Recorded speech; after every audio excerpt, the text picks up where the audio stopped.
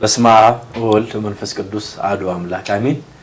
ውድ የቤተ ጎዶልያስ ሚዲያ ተከታታዮቻችን በእግዚአብሔር በአምላካችን ፍጹም ሰላምታ በእመቤታችን በቅድስት ድንግል ማርያም ምልጃ ረድኤት በቅዱሳኑ በጻድቃኑ ረዳትነት እንደምን ቆያችሁ እንደምን አላችሁ እንላለን።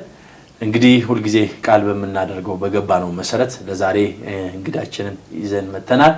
አብራችሁን ተቆዩን ዘንድ ይህንንም ደግሞ ቤተ ጎዶልያስ የሚል ሚዲያ ከ9000 አካባቢ ተመልካቾች ያሉት እንግዲህ ሰብስክራይብ ላይክ በማድረግ አገልግሎታችንን እንድታበረታቱ በእግዚአብሔር በአምላካችን ስም ጥሪን አስተላልፋለሁ። ለዛሬ እንግዳ አድርገን የጋበዝናቸው የቤተክርስቲያናችን እንቁ ከልጅነቱ በቤተ መቅደሱ ያደገ ክቡር ወንድማችን ዘማሪ ዲያቆን ሙሉቀን ከበደ ነው። ከሱ ጋር ቆይታችንን አብረን እናደርጋለን። እግዚአብሔር አምላካችን ከሁላችን ጋር ይሁንልን። እስከ መጨረሻው ፍጻሜ አብራችሁን ተቆዩ ዘንድ መልእክታችንን እናስተላልፋለን። መልካም ቆይታ። ቤተ ጎዶልያስ ሚዲያ። ወደ ክቡር እንግዳችን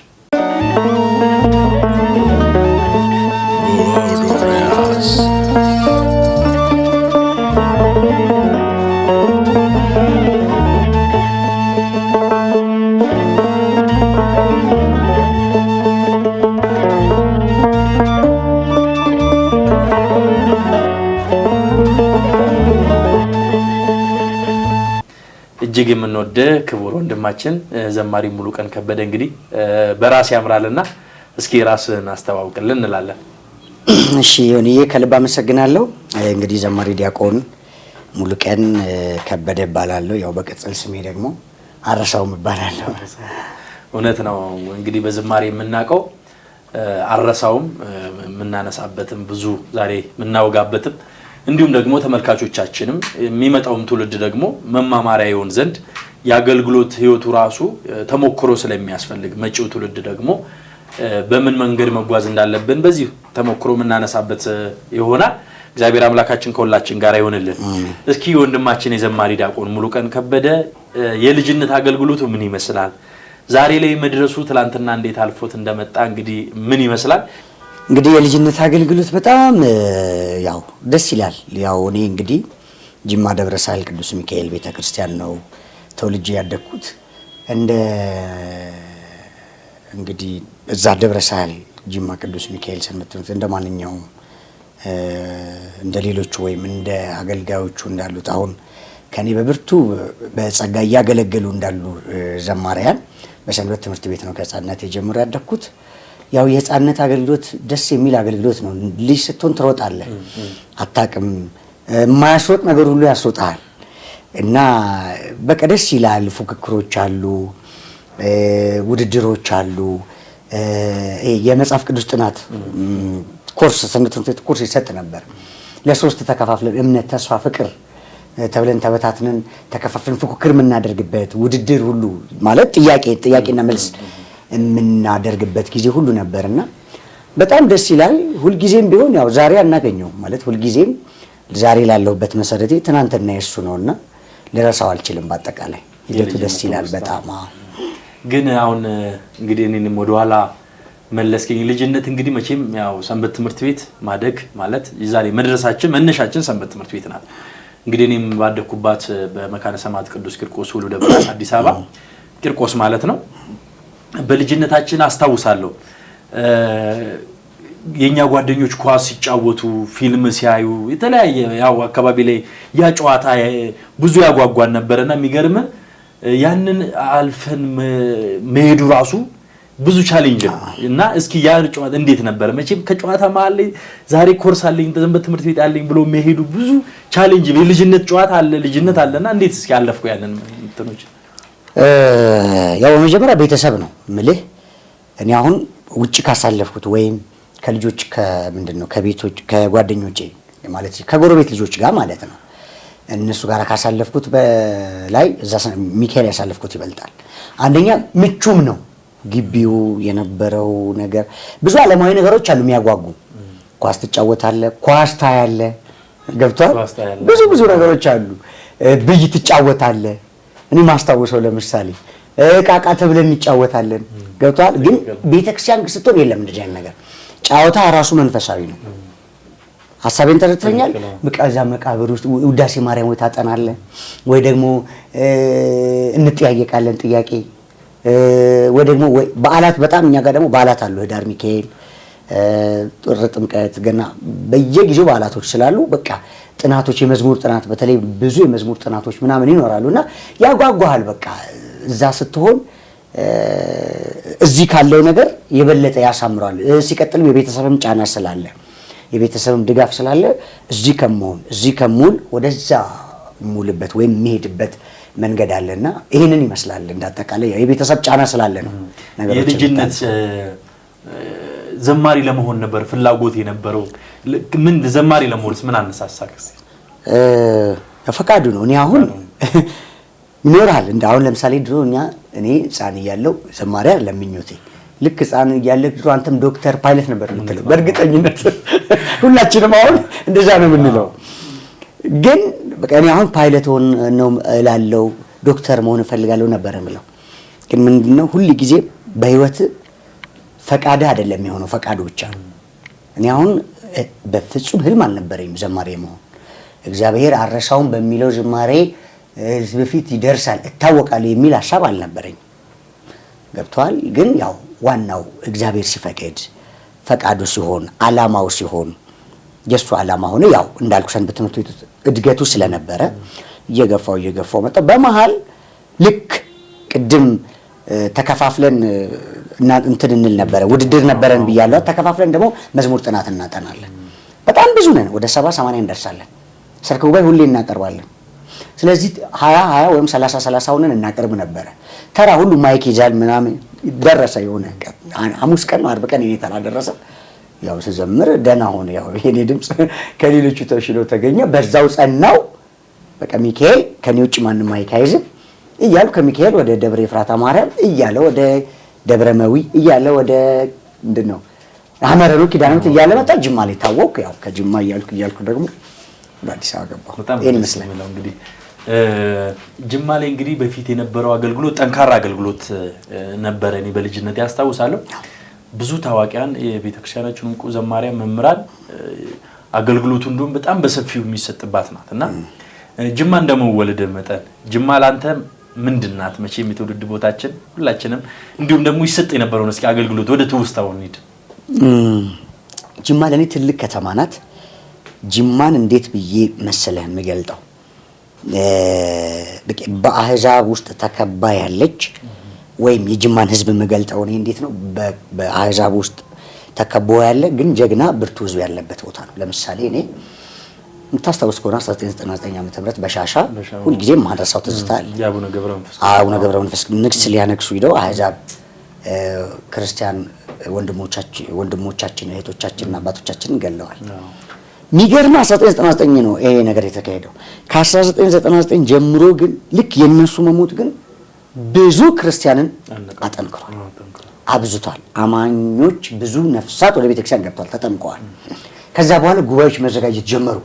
ከዛ በኋላ ብዙ ማህበራት ጅማ ላይ መደራጀት ጀመሩ። ማህበረ ሉቃስ፣ ማህበረ ዮሐንስ፣ ማህበረ ሐዋርያት፣ ማህበረ ሚካኤል፣ ማህበረ ዮሴፍ የቱን ልጥቀስልህ? እኔ አሁን እንደውም በጣም ረሷቸው። በቃ በጣም አንዳንድ ጊዜ የክርስቲያንና ምስማር ሲመቱት ይጸናል የሚለው ቃል በትክክል እኔ ለጅማ በወቅቱ ሰርቷል ብዬ አምናለሁ። እኔ ስለነበርኩበት ቦታው ላይ በጣም ብርቱ ክርስቲያን ያለበት ህዝብ ነው። ስትነካው የሚበረታ ህዝብ ነው። መከራ እንግልት ስታሳይበት የሚተጋ ህዝብ ያለበት ህዝብ ነው የጅማ ህዝብ። በጣም አማኝ ህዝብ ነው። ቤተክርስቲያን ይሰጣል። ለቤተክርስቲያን ለጋሽ ህዝብ ነው። ያሉትን ጳጳስ ጀግና ብፁዕ አቡነ እስጢፋኖስን መቼም የማያውቅ ሰው የለም።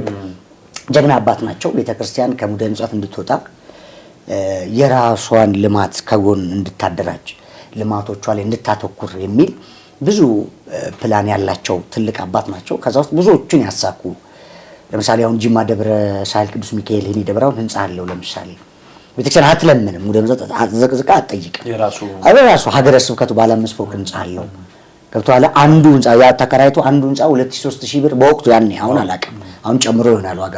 ያኔ ተከራይቶ የአንድ ካህን ደሞዝ ይችላል። ወደ ገጠሩ ስንሄድና በዚህ ፕላን ተመርተው ብዙ ልማትን የሰሩ ህዝቡ በደንብ አባቱን የሚወድ የእሳቸውን ድምፅ ካላየ ምንድነው ብሎ ጥያቄ የሚፈጥር እርሳቸውም ከጅማ ውጭ እኔ ልቀበር የሚሉት እንኳን ገጠር ነው እኮ ከተማ ጥቼ እኮ ልቀበር እኮ አይሉም። ብፁዕ አቡነ እስጢፋኖስ ሰው እኔን ላይ ቤተክርስቲያን ሊሳለም የመጣ ሰው እኔን ላይ የሚመጣ ሰው ቤተክርስቲያኒቱን በዛው አንድ ጧፍ ሰጥቶላት ይሄዳል። እንዲህ ብሎ የሚያስቡ አባት ናቸውና ቅዱስ ህዝብ ነው፣ ብሩህ ህዝብ ነው፣ ጀግና ህዝብ ነው የጅማ ህዝብ። ያው እንዳልኩ አህዛቡ በጣም ጫና አለ፣ ብዙ ፈተናዎች አሉ በሃይማኖት ብዙ ነገሮች አሉ መቼምና ግን ያን ሁሉ ተቋቁሞ የሚኖር ብርቱና ጀግና ህዝብ ነው ያ ህዝብ። ግን ከጅማ ተነስቶ ወደ አዲስ አበባ ሲመጣ የመጀመሪያው መቼም ያው አንደበት በሰንበት ትምህርት ቤቱ ተከፍቷል በአውደ ምሕረቱ የመጀመሪያው ቁጥር አንዱ አገልግሎቱ ሲዲዩስ የመጀመሪያው ዝማሬ ምን ይመስል ነበር? የማን ከምንስ ተነሳ? ሙሉቀን እንዳልኩክ ምንድነው መሰለክ ድጋፍ ይደረግ ነበር ማለት እንዳልኩ ቅድምና ብያለሁ ከ99 ጀምሮ ብዙ ጉባኤዎች ይሰሩ ነበር። ከሚሰሩት ጉባኤዎች መካከል ከዚህ ብዙ ጸጋ ይበዛላቸው አገልጋዮች ይመጡ ነበር ጅማ ያገለግሉ ነበር እና አገልጋዮቹ ባሉበት ለኔ ይሰጡኝ ነበር መድረክ እና አቅሜን እንዳሳይ እነሱም እንዲያዩ ሐሳብ ይሰጡኝ ነበርና በጣም ብዙዎቹ አገልጋዮች ያው እግዚአብሔር መርጦሃል ለዚህ ነገር በቃ ቀብቶሃል እግዚአብሔር ስለዚህ ማገልገል ትችላለህ ገብተህ ከአዲስ አበባ እንደኛ ልክኛ ከሀገር ሄደን እንደምናገለግል ማገልገል ትችላለህ መርጦሃል እግዚአብሔር ካንተ የሆነ ነገር አይደለም ይሄ ከእግዚአብሔር ነው ስለዚህ እንደዚህ ገብተህ ከአዲስ አበባ ማገልገል ትችላለህ የሚል ሐሳብ ሰጡኝ ከዛ ወደ ወንድሜ ዲያቆን አስናቀ ደረጀ ብዙዎች አገልጋዮች አባት ማስለኝ ልጅም ታውቀዋለህ ለብዙዎች አገልጋዮች መነሻቸው ነው ብዙ አገልጋዮች እንዲወጡ ብዙ አገልጋዮች ወጥተው ራሳቸውን እንዲችሉ የሚያደርግ እሱ ጋር ሆነው ነው የሚችሉት ራሳቸውና እሱ ጋር ትንሽ ጊዜ ተቀመጥ ያው ከዛ ወሰደኝና ማን ያገናኛ አዚብ አንጾኪያ መዝሙር ያገናኝ እኔ ሰራላለሁ ድምጽ ተሰማች ከዛ ቁጥር አንድ መዝሙር ይሰራች ቁጥር አንድ መዝሙር ወጣ ተሰራ ከዛ ያው የሚወደደው ብዙዎቹ የሚወዱት ውዳሴማ ከተባለ ላንተ አረሳው የሚያድለት በዛ ምክንያት ወጣ አላለሁ ውዳሴማ ከተባለ ላንተ አምልኮማ ከተባለ ላንተ እንኳን ቅኔ ነፍሴን እሰጣለሁ ለሞት ክልኝ ምንን ሰስታለሁ በጣም ግሩም ነው እንግዲህ ተመልካቾቻችን እየተጫወትን ያወጋን ነው ከወንድማችን ከዘማሪ ዲያቆን ሙሉቀን ከበደ ጋር ቆይታችንን እናደርጋለን እስከ መጨረሻ ድረስ አብራችሁ እንድትቆዩ ሚዲያችንንም ደግሞ ሼር ላይክ እንዲሁም ሰብስክራይብ በማድረግ አገልግሎታችንን እንድታሰፉልን መልእክታችንን በድጋሜ እናስተላልፋለን እንግዲህ ከጅማ በኋላ የመጀመሪያው ዝማሬ አረሳውም የሚል ነው በአንጾኪያ መንፈሳዊ መዝሙር ቤት ያኔ እንደውም እንዲህ አይነት ሚዲያም አልነበረም መዝሙር ቤት ነው ወይ የሚሰራለ ሄደም መሰጠው ሲዲው ተደርጎል አገልግሎቱ ያ ነበርና በሲዲ ነበርና አረሳውም ወጥቶ እንግዲህ በጣም ብዙ ተመልካቾች እንደታየ በጣም ካለው ትልቁ አረሳውም የሚል ዝማሬ ነው ስንት ወደ 24 ሚሊዮን አሁን ትንሽ 6-7 ወር ሆኖታል ካየሁት ብቻ 24 ሚሊዮን ደርሶ ነበር ዛሬ 7-8 ወር እንግዲህ አሁን ሊያልፍ ይችላል አቅም ዞሮ 24 ሚሊዮን ታይቷል አረሳውም እንግዲህ በጣም የብዙዎቻችንን ልብ የሚነካ ዝማሬ ነው እንግዲህ ኪዳነ ምሕረትን ለሚወድ ኪዳነ ምሕረትን ለሚያውቅ ኪዳነ ምሕረትን ለተረዳት መስቀል ስር ከኢየሱስ ክርስቶስ ተቀብያታለሁ ብሎ ላመነባት ሁሉ የምሕረት ቃል ኪዳን ከልጇ የምታሰጥ የበረከት እናት የፍቅር እናት ናት ኪዳነ ምሕረትና ያው ቁጥር አንድ አዜብ ጋር ቅድም እንዳልኩ ቁጥር አንድ መዝሙርን ሲሰራ አሉ ብዙ መዝሙሮች ለዘላለም ወደድከኝ መልካሙን የማይብ ባዶ ቢሆንም ጎተራይ አንተኑ ሚካኤል ልቁም ለቅኔ ጠዋት ማታ በናያስ ታስታውሳቸዋል ግን በጣም ቫይራል የወጣው ይሄ ዝማሬ ነው ለምንድነው ከተባለ የብዙዎችን ልብ ስለሚነካ ለተመልካቾቻችንም እስኪ ትውስታ አረሳውንም እስኪ አስታውሰን እስኪ ወደ ኋላ ምናልባት አረሳው ማብሶ እኔ አስታውሳለሁ አንዴ ውጪ ወደ አረብ ሀገር ያሉት ሴቶች በእንባም ጭምር ያለቀሱ የኪዳነ ምሕረት ውለታ ያለበት ፍቅሯንም ጨርሷት ተናግሮ የማይጨርሱታልና እስኪ እናስታውሰው ያን ዝማሬ ወደ ኋላ ሄደን አረሳውም ያንን ለት አልዘነጋው ያን ደግነት እናቴ ሆይ ምልሽ ኪዳነ ምሕረት እምዬ ሆይ ምልሽ ኪዳነ ምሕረት ስላለኝ ነው ምክንያት እያለ ይቀጥላል። እንደውም ለሰው ተናግሬ ያልተረዳኝ ሰው እስኪ እንበለው። ለሰው ተናግሬ ያልተረዳኝ ሰው እንባዬ በምሬት ከዓይኔ የሚፈሰው የቤቴን ገመና ሁሉን ስነግርሽ አዛኝት ነሽና ራራልኝ ልብሽ አረሳው መቼም ያንቺን ደግነት አረሳው መቼም ያንቺን ደግነት ውለት አለብኝ ኪዳነ ምሕረት። ግሩም ነው ይሄ ዝማሬ። እጅግ ብዙዎቹ ከቁስላቸው የተጠገኑበት ዝማሬ ነው። በሁላችንም አስተሳሰብ የኪዳነ ምሕረት ውለታ ያለበት ብዙ የተጽናኑበት መቼም የእግዚአብሔር ቃል የሚያጽናና ነው፣ የሚያበረታ ነው። ተስፋ የቆረጠው ሁሉ ተስፋ የሚቀጥልበት ትልቅ ዝማሬ ነውና ይሄን አገልግሎት እዚህ ደርሷልና ይህንን ግጥም እንዴት መነሻው ካንተ ነው ወይስ አገልግሎት? እንደው ምን አንድ የሰማሁት ይሄ ዝማሬ ለአንድ ሰው ተሰጥቶ ያም ሰው ደግሞ እንደ ድንገት ወደ ታድሶ ገባ። ታድሶ ሆነ። ከዛ እሱም እዛ ገብቶ ያው እመቤታችንን ስሟን ስለማያነሱ ይሄንን አዘምሩም ብሎ ያድል ወደ አንተ መጥ እስኪ ያጫውተን በዚህ ጉዳይ ላይ። የሚገርም አረሰው። በነገራችን ላይ በናያስ ቁጥር 1 ሲሰራ ይሄ መዝሙር አልነበረም። ሰሎሞን ይቤላ ሰለሞን ይላታል የሚልና አንድነቱን ይዞ ለጸና የሚል የቅዱስ ገብርኤል ዝማሬ ነው የነበረው። ከዛ በወቅቱ አዱኛ ግጥምና ዜማ ደራሲው አዱኛ ነው። እስኪ መዝሙር ዘመረው አለኝ።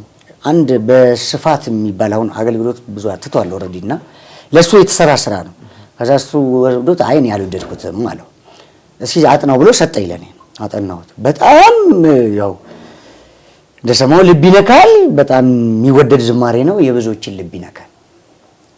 ከዛ አዜምኩት ምናምን በደንብ ተዋህደኝ። ገብቼ ተቀርጬ ተሰራሁት። እንደዚህ ቫይራል ወጣና ሐሳቡ ምንድነው? ቅድም እንዳልኩ እኔ ያው ኪዳነ ምሕረት የሁላችንም እናት ናት እንዳልኩ። ኪዳነ ምሕረት ደግሞ በተለይ ደግሞ ፍቅሯን የቀመሰ ነው የሚያውቀው። ስለ እናትህ እኔ ላቅ አልችልም። ገብቷል? ስለ አንተ እናት እንደ እናቴ አውቃታለሁ። ማለት የኔ እናት እንደምወዳት ያንተንም እናት ግን እረዳለሁ። ማለት ያው እናት ናት መቼም። ግን ደግሞ የቀመሰ አሁን ስለ አንተ እናት አሁን ለማውራት አንተ በደንብ እኔ ማወቅ አለብኝ እሷን በደንብ ሐሳቤን ታውቃ የቀመሳት ነው የሚያውቀው። ፍቅሯን ያየ ሰው ነው የሚያውቀውና ፍቅሯን ያወቀ የተረዳ አሁንም በተደጋጋሚ የምናገረው ነገር ምንድነው? ፍቅሯን የተረዳ ፍቅሯን ያወቀ እናትነቷን የተረዳ ሰው ሊዘምርላት ሊያዜምላት ይገባል እላለሁና በዚህ መንገድ ነው የተሰራው። እንዳልኩ ግጥምና ዜማውን አዱኛን የሰጠኝ። ከዛ በስፋት አልፈልግም አለው መጣ። እኔ ደግሞ በጣም ስለምወዳት ያው የልቤን ስለምታቅመው መሰለኝ እኔ ላይ ዝማሬው አማረ ሰራ ማለት ነው። ይሄ ነው የነበረው ሂደት። ግሩም ነው። እንግዲህ አንድ ዝማሬ በልጅነት ባውደ ምሕረት ምናልባት በኋላ እናየዋለን በስክሪን በኤዲት ላይ አንድ ዝማሬ በልጅነት እየዘመርክ አውደ ምሕረት ላይ በጣም ልጅነ በቃ ያንተ ድምጽ ነው የሚሰማው። በጣም ብዙ ህዝብ ተሰብስቧል። ይሄ ዝማሬን እስኪ በምን አንተ ታስታውሰናል? እስኪ ያስታውሰን ይሄን ዝማሬ ምናልባት መቼም ካንተ አንደበት እንስማው ብለን። አዎ በወቅቱ የነበረው ነገር ምንድነው? መምህር ጳውሎስ መልካ ስላሴ ለኔ አገልግሎት መሳካት አስተዋጽኦ ካረጉ አገልጋዮች ወንድሞች አባቶች መካከል አንዱ እኛ መረዋ ነው የምንለው ጳውሎስ መልካ ስላሴ ነው። በጣም የምወደውና ማከብረው ሰው ነው መረዋ። እንዳልኩ ጅማ ይዘጋጅ ነበር አልኩም ቅድም። ጉባኤ በጣም ይመጣል እሱ። ሐዋርያት ማህበረ ሐዋርያት የሚባሉ መድኃኔዓለም አሉ ጅማ። እነሱ በሚያዘጋጁት ጉባኤ በተደጋጋሚ ይመጣል ያያኛል ምናምንና አንዴ ለረፍት መጣውኝ እዚህ አዲስ አበባ ትምህርት ተዘግቶ መጣውና ከዛ እሱን ይላከኝ አርባ ምንጭ ከማን ጋር ይልከኛል? ከመምህር ደመላሽ ቶጋ ጋር አሁን የአዲስ አበባ የስብከተ ወንጌል ኃላፊ ናቸው። ከመምህር ጋር ደመላሽ ጋር ይልከኛል። አርባ ምንጭ ሄድን እና አገለገልን ሄድን ምናምን። የመጨረሻው ቀን ብፁዕ አቡነ ኤልያስ የጋሞ ጎፋ ሀገረ ስብከት ሊቀ ጳጳስ ናቸው። መጡ። ነጭ ለብሼ ምናምን የመጣሁት የመጨረሻ ቀን ጉባኤ ስለነበር ነጭ ለብሼ ምናምን ነበር የወጣሁትና ልጅ የሆነ የሰንበት በወቅቱ በወቅቱ 13 14 እንደዛ ነኝ እና ቡራኬ ምናምን ልቀበል ሄድኩኝ ወደ አውደ ምሕረት።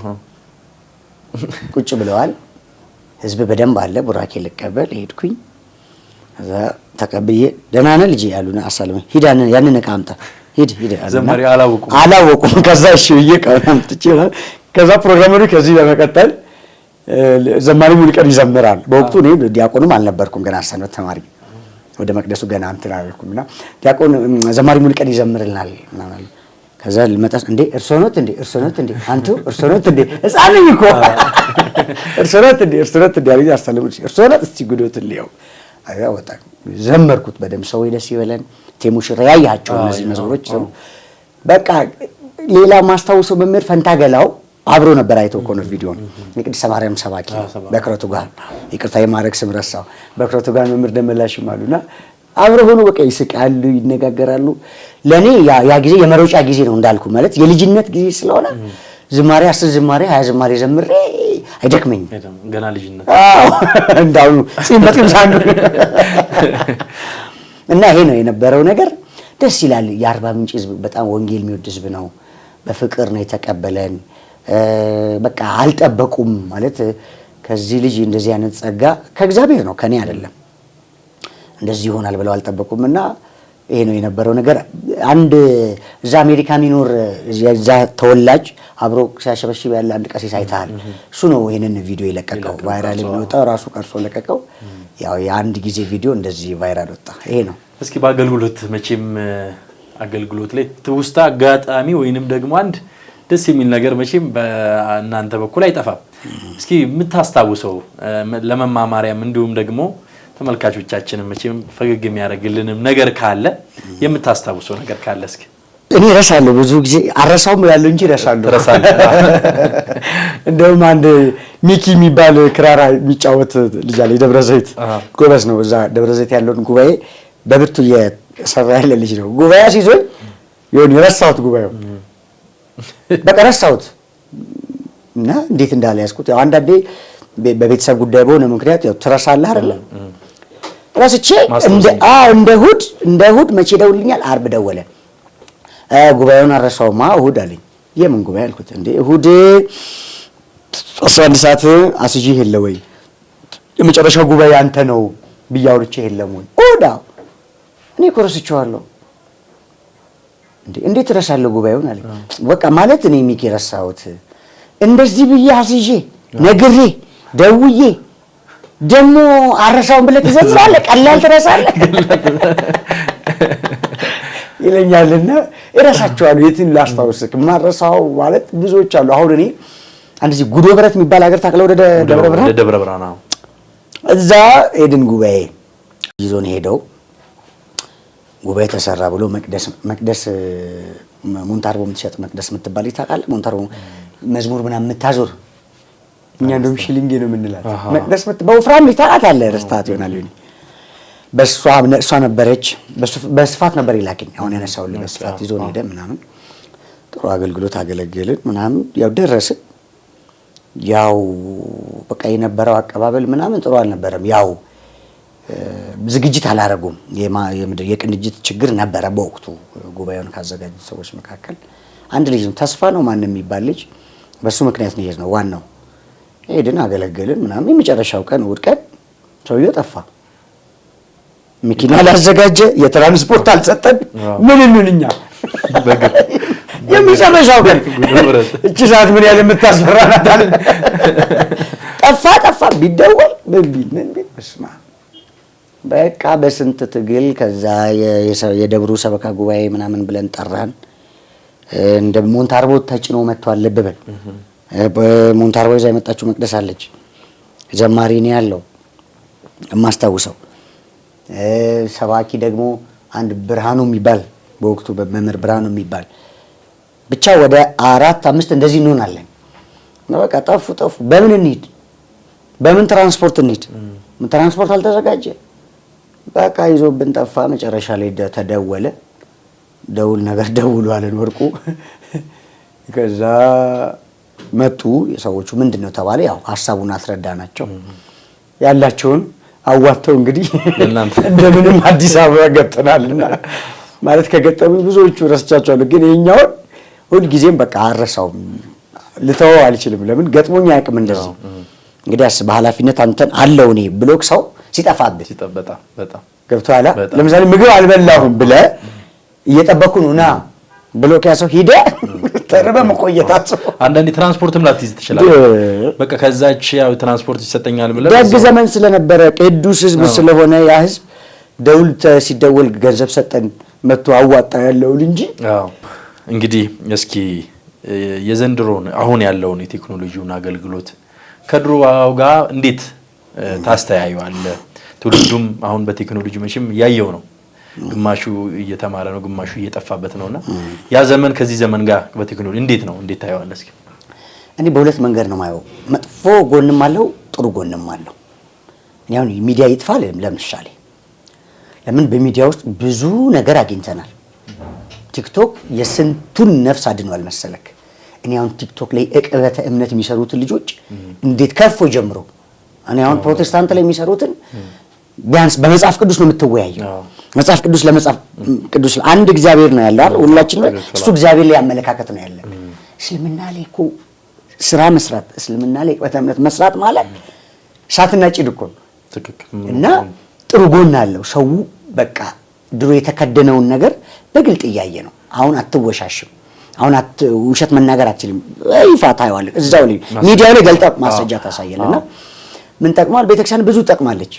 ቤተክርስቲያን ብዙ አትርፋለች። በሚዲያ ምን አትርፋለች ካልከኝ በሚዲያ ነው ህንጻዎች እየተሰሩ ያሉት። በሚዲያም ነው ብዙ ነፍሳት ወደ ቤተክርስቲያኒቱ እየመጡ ያሉት። ከፕሮቴስታንትም እምነት ከሌለውም ከሙስሊሙም ከብዙዎቹ በሚዲያ ብዙ ስራ እየተሰራ ነው። በአንድ በኩል ጥሩነቱን ይሄንን እደግፋለሁ። በዛው ልክ ደግሞ መጥፎም ደግሞ የሚሰሩ ደግሞ አሁን ለነሱ ሚዲያ ባይፈቀድ እላለሁ እርቃናቸውን ገበናቸውን የሚያሳዩ ገብቷል። ይሄ በትክክል የዘመኑ እንደደረሰ ማሳያ ነው አንዱ። በዚህ አሁን ሚዲያው ይጎዳል እላለሁ። ግን ያው ሰዎች ለበጎ ነገር ቢያደርጉት ቢጠቀሙት ማትረፊያ ነው። እንደ ድሮ ብዙ ነገርን ቀንሰ ነው አሁን በሚዲያ የምትሰራው። አሁን አስተምሮት ዓለምን በሙሉ የምትቆጣጠረው በሚዲያ ነው። ሚዲያ ላይ ነው ብዙ ነፍሳት ያሉት። እኔ አሁን ለምሳሌ ዩቲዩብ ብዙ እህቶች ብዙ በተለይ በስደት ያሉ እህቶች የሚጽናኑበት ነው። እናንተ ባትኖሩልኝ ያሉ እኔ ክብሩ ለእግዚአብሔር ለእኔ አይደለም መቼም እግዚአብሔር ነው ያነሳኝ። እንደዛ የምባል ሰውኛ አይደለም። ግን ብዙ ነፍሳት በተለይ በስደት ያሉ እህቶች የሚጽናኑበት የሚማሩበት የሚያርፉበት ነውና ከድሮ አንፃር ልዩነቱ ይሄ ነው። ያሁኑ በዚህ በኩል ይጠቅማል። ግን አሁን በአንድ በኩል ደግሞ ድሮ ታስታውስ ከሆነ ካሴት በየመዝሙሩ ቤት ነበር የሚሸጠው። ቶሎ ይዳረስ ነበር መዝሙር ማለት በየሞንታርቦ ይዞራል። የእግዚአብሔር ቃል ነው ወደድክም ጠላህ። ያው ስጋዊ ነገሮች አሉበት። መቼም ገንዘብ ነው የምትገዛው ምናምን፣ ያለ ገንዘብ አይሆንም። አንድ መዝሙር ገብተህ ስቱዲዮ ለመቀረጽ ስንት ነው ገንዘቡና ግን ብዙዎች ጋር ይዳረስ ነበር በወቅቱ። አሁን ቲክቶክ ላይ ነው። ምን ያህሉ ደግሞ ቲክቶክ ይጠቀማል ስትል አሁን እንደ ኢትዮጵያ ላለ ሀገር ያን ያህል ነው። ቲክቶክ ትንሽ ዘመናዊነትም አሁን አባቶቻችን አይጠቀሙም። አሁን ቲክቶክ እናቶቻችን አባቶቻችን ድሮ ግን መዝሙር ቤት ሂደው ይገዛሉ። እንደ መጽሐፍ ቅዱስ ነበር እኮ የሚገዙት። እኔ ይገርመኛል እምነታቸው። ቃሉ አለ ቤቴን እየባረካቸው። እኔ እስቲል አሁን ቴሌቪዥን ከፍተው ማለት ነው ቤቴን እየባረካቸው ጠብቁ፣ እኔ ቤቴን ዘግቼ ውጭ ዕቃ ገዝቼ ልምጣ የሚሉ እናቶች በር ዘግተው መዝሙር ተከፍቶ ሄደው የሚመጡ እናቶቻችን አለ። እስቲል አሁን ያለን ነገር አለና እንዲህ ነበረ የነበረው ያ ነገር እና ያው ዞሮ በጎ ነው። ድሮም የነበረው ነገር በጎ ነው። አሁንም ያለው ጥሩ ነው፣ አሪፍ ነው። ግን ቅድም እንዳልኩ መጥፎ ነገሩን የሚሰሩ ሰዎች አሁን ለመጥፎ ነገር ሚዲያን የሚጠቀሙ ነገሮች ብዙዎቻችንም ደግሞ እንደው ስንፍናው ነገር ባያጠቃን ማለት ይሄንን ሚዲያ ለበጎ ነገር ለመንፈሳዊ ነገር ብቻ ብንጠቀምበት እላለሁ። ያው አሁን ምን ያህል ክርስቲያን አለ እኛ ጋር ብለህ ምን ያህሉስ ሚዲያ ክርስቲያኖች ምን ያህል ሚዲያዎቻችንን ይከታተላሉ ስትል በጣም ጥቂት ነው። ሼር ለምነን ነው ሼር አድርጉ፣ ሰብስክራይብ አድርጉ።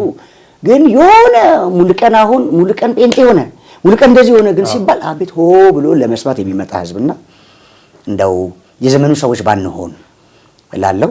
ይሄ ነው የኔ መልእክት። እንግዲህ እስኪ በስተመጨረሻ ሰዓት አንድ ዱብዳ ጥያቄ ነው የቀረን። ሙሉቀን አግብቷል ወይስ መንገድ ላይ ነው? እንግዲህ እስከተባለ ያው እስካሁን እንግዲህ ምንም ነገር የለም። ያው ሁሉ በጌታ ፈቃድ አይደል የሚሆነው? በህይወትህ በእኔ ህይወት ወይም በአንተ ህይወት በማናችንም ህይወት ውስጥ የህይወታችን ራስ የህይወታችን ባለቤት እግዚአብሔር ነው። ሲያመጣን በፈቃዱ ነው፣ የሚያኖረን በፈቃዱ ነው፣ የሚወስደንም በፈቃዱ ነው። በነገራችን ላይ በራሳችን የሚሆን ነገር የለም። ስለዚህ የኔ አሁን የመጣሁት በፈቃዱ ነው፣ የምኖረው በፈቃዱ ነው፣ የምሞተውም በፈቃዱ ነው። ትክክል። በቃ ይሄ ህይወት ነው። ስለዚህ አሁን ላይ ለጊዜው እንግዲህ ሚስትም የለኝም ጓደኛም የለኝም፣ ወደፊት ይኖረኛል ብዬ አስባለሁ። እንግዲህ መቼም ያው ትዳሩ ሲኖር መቼም ብርቱ አገልጋይም ለአገልግሎቱ ይበረታል፣ ጠንካራም ይሆናል። በዚህ ነው እንግዲህ ያው ትዳር ደግሞ ከእግዚአብሔር ዘንድ ነውና መልካም ሚስት ምን ጥያቄ ያለው እንግዲህ እንጠብቃለን። እንግዲህ ከእግዚአብሔር እንዲሆን እየጸለይን ነው። ከኔ እንዳይሆን ለምን መሰለ ያንተ ነገር ለጊዜው ነው ወይ ብልጭልጭ ይሆናል። የእግዚአብሔር ያልሆነ ነገር አንድም ቀን ሰምሮ አያውቅም። ከእግዚአብሔር ካልሆነ ሁሉም ነገር ከባድ ነው። የእግዚአብሔር ፈቃድ ሲሆን እኔ በአንድ ወቅት አንድ ትልቅ አባት አንድ ሚዲያ ላይ የሚሰራ ትልቅ ልጅ ነበር በወቅቱ እና ከሱ ጋር እንደው የሆነ ነገር እንደዚህ ብሎኛል ምናምን ብዬ ነገርኳቸው። ሙሉቀን አሉኝ። ሙሉቀን እግዚአብሔር አንተ ሊረዳ ካሰበ አለ አንዱን ባለሀብት እግዚአብሔር ያስነሳዋል። አንተ ማጠብቀውን ባለሀብት እግዚአብሔር ያስነሳልሃል። ፈቃዱ የእግዚአብሔር እንዲሆን ብቻ ጸልይ። ነገሩ ሆኖልክ እንኳን ቢሳካልህ አለ እመነኝ ተጠቃሚ አትሆንም። ፈቃዱ ካልሆነ ሚሊዮን ብር ብታገኝበት ጌታ ከሌለበት ደቂቃ አትቆይም። ኪሳራ ነው የምትሆነው፣ ማትረፊያ አይሆንልህም ያሉኝ ቃል ሁልጊዜም አይጠፋምና ያው እንዳልኩ እስካሁን የመጣሁባቸው የኑሮ መንገዶች ህይወት እዚህ ደረስኩበት ሁሉ በሱ ፈቃድ እስከሆነ ድረስ ከዚህም በኋላ ያለው ፈቃድ በሙሉ የኔ ሳይሆን የሱ ይሁን።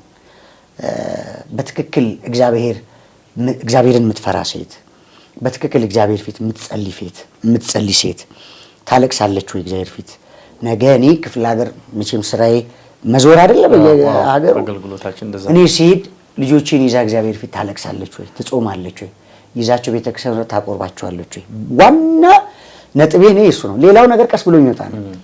እግዚአብሔርን የያዘ ሰው ምንም ስለማይሆን ዋና እሱ ስለሆነ እሱን የያዘ ሰው ደግሞ ምንም ስለማይሆን ይሄንን ታደርጋለች የሚል ጥያቄ ትፈጥራለህና ይሄን ይመስላል እንግዲህ በጓ እንድትመጣ እየጸለይሽ እግዚአብሔር ያመጣል። ደግሞ አገልጋዩ መቼም ማድገውን እግዚአብሔር ደግሞ ይሞላል።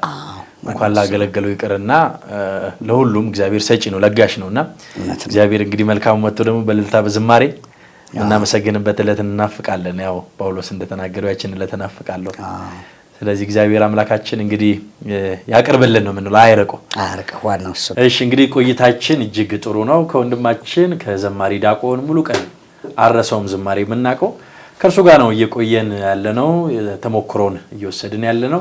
ውድ ቤተ ጎዶልያስ ሚዲያ ተከታታዮቻችንም እስከ መጨረሻው አብራችሁ እንድትቆዩ ይህንን አገልግሎታችን ሰብስክራይብ፣ ላይክ በማድረግ ለወዳጆቻችሁ ለሌሎቻችሁ ያው ቤተክርስቲያን እኛም ያለ እናንተ ማንም ስለሌለ እንድታሰፉልን መልእክታችንን እናስተላልፋለን። እንግዲህ ዘማሪ ሙሉቀን እስኪ በአገልግሎት የት ሄዳል? ከሀገርም ውጭም ካለ የት ተደራሽነት? እንግዲህ ኢትዮጵያ ውስጥ እኔ ያልሄድኩት ትግራይ ነው። አሁን ያልሄድኩትን ልንገርህ። ሌላው ተኬደዋል።